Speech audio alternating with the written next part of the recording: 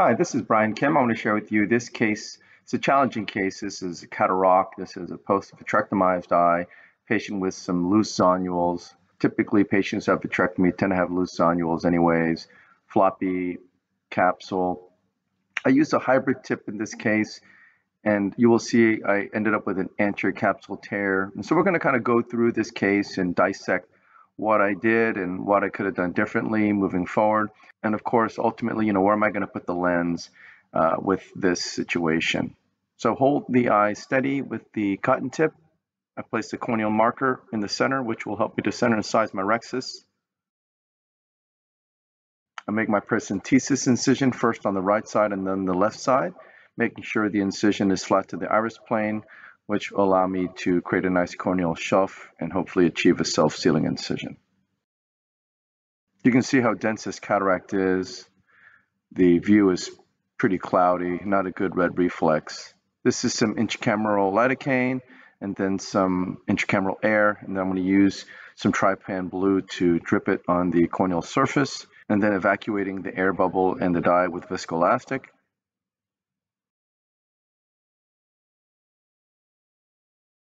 This is the Tri-Planar corneal incision. I make a vertical groove, place the blade into the deep part of the groove, tunnel, and then enter.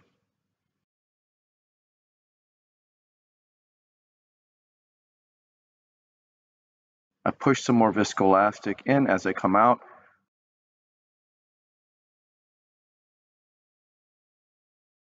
I go in with the forceps teeth sideways, and we'll try to puncture the center here. You can see the whole lens is moving, but I did get a tear.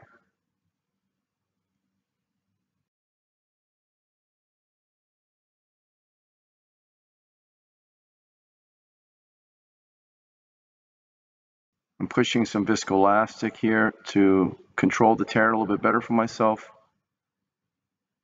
And then I'm grabbing the tear and going around circumferentially to create that flap. So what I'm doing is keeping that viscoelastic cannula in there, and if I sense that the chamber is collapsing, I'm pushing more viscoelastic simultaneously.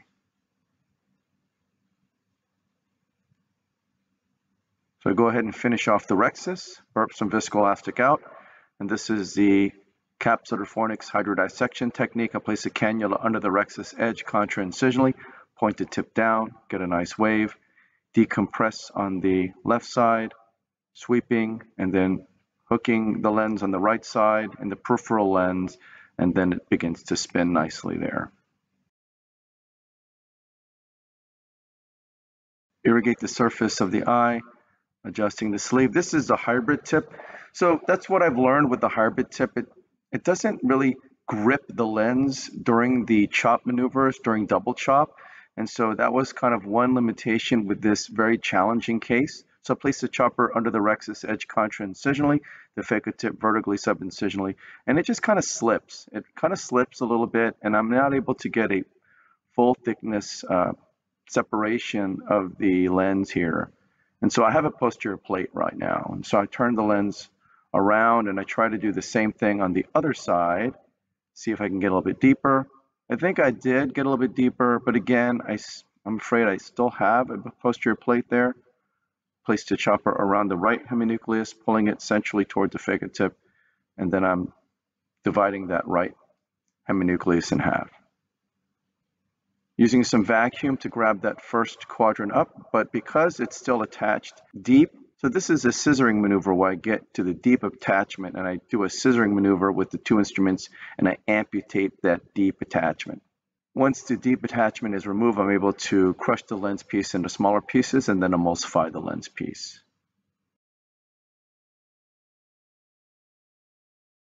So I rotate the lens here. I'm trying to chop and separate the lens. It's a little bit tedious here, again, because of that posterior plate.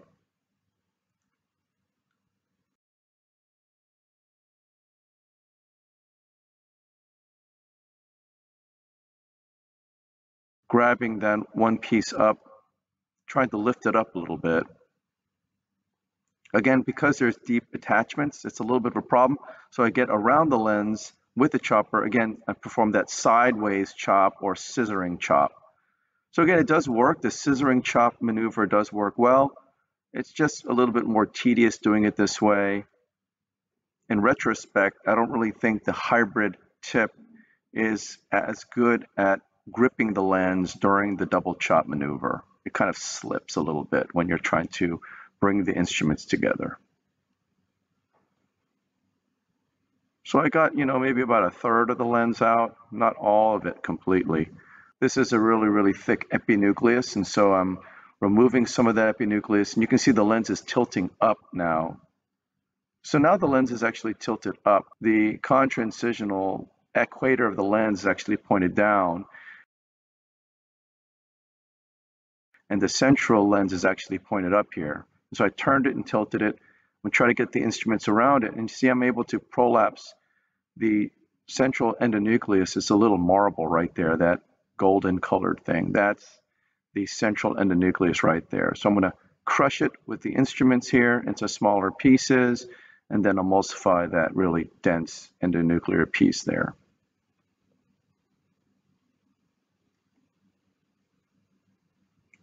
Place the chopper around the lens piece. Again, because the lens is tilted now, it's not really getting around the lens completely. So I go ahead and try again. I feel like I got better separation there.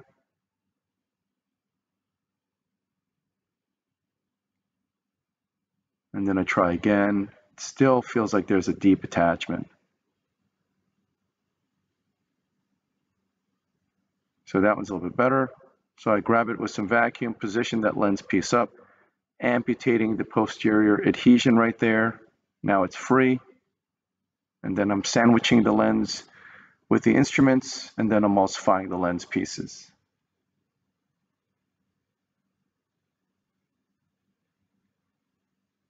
So this is a really, really dense lens. Again, post-vitrectomy, so weaker zonules.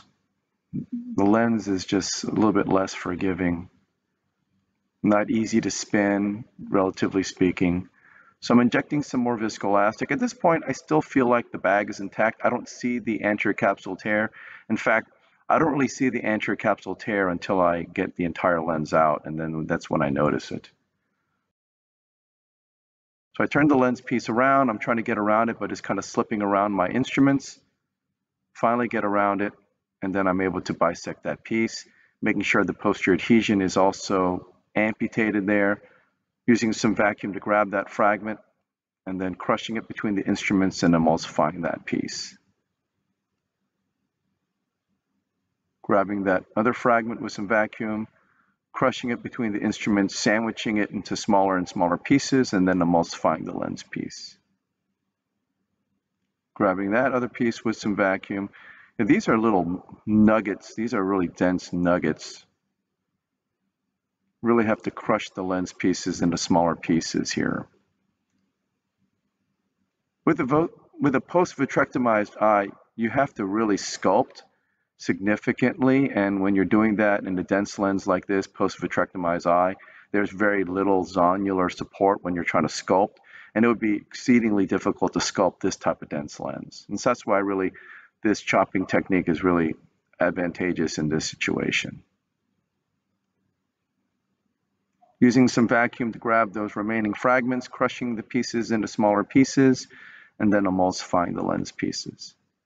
So during this entire time, I'm feeling pretty good about myself. I don't really anticipate that there was any issue here, but as you can see, as I'm removing these last fragments, there's an anterior capsule tear right there.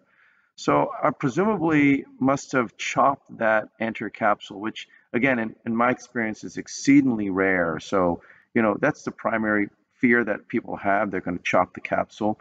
Again, I rarely do that. I can count on one hand the cases that have caused an anterior capsule tear with the chopper. And that was really in the beginning when I was learning the technique. So this is extremely unusual. Again, I do think it's because of the dense lens, post-vitrectomized eye.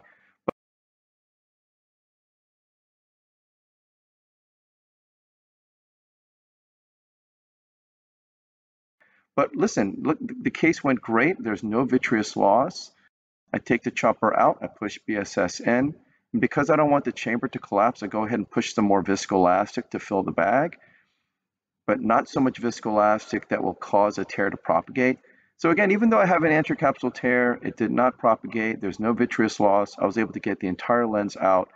The posterior capsule is completely stable and intact. And so even though that happened, I still feel like, considering everything, I had exquisite control of the eye the entire time, performing double chop, cross chop, and using those techniques to crush the lens, again, amputating the posterior adhesions and breaking off the posterior plate components of the lens, being able to separate the lens very confidently, easily, by crushing and using that scissoring maneuver to amputate the lens piece between the two instruments. And yeah, I do have an anterior capsule tear, but otherwise the bag is completely intact. It didn't affect my surgery at all while I was doing the technique. I do feel like that's the reason why I still had an uneventful eye after all that. So I push some more viscoelastic, cohesive viscoelastic to fill the bag as I come out with the eye in a handpiece.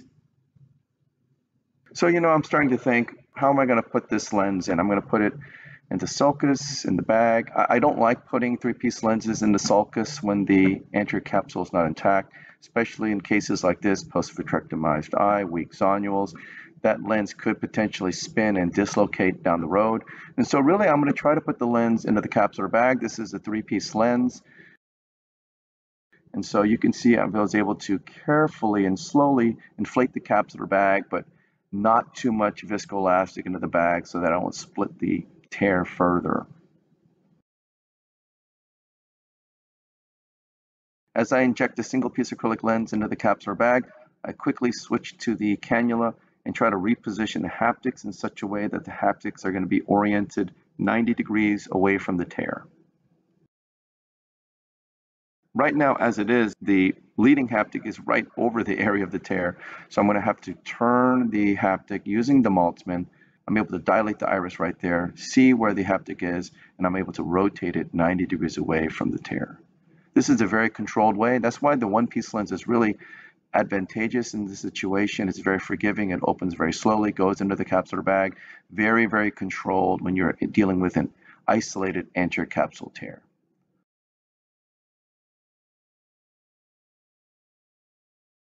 So I go in with irrigation off, activate irrigation, removing all the viscoelastic.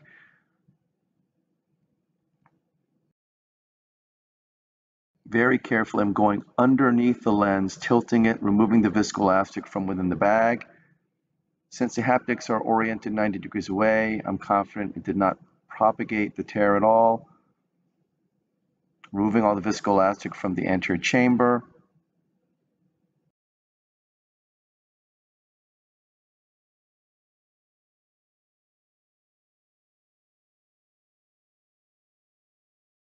You can see that linear, I don't know if that's a posterior capsule fold. I don't think it's actually a posterior capsule tear. I think that's a posterior capsule fold at the 12 o'clock position.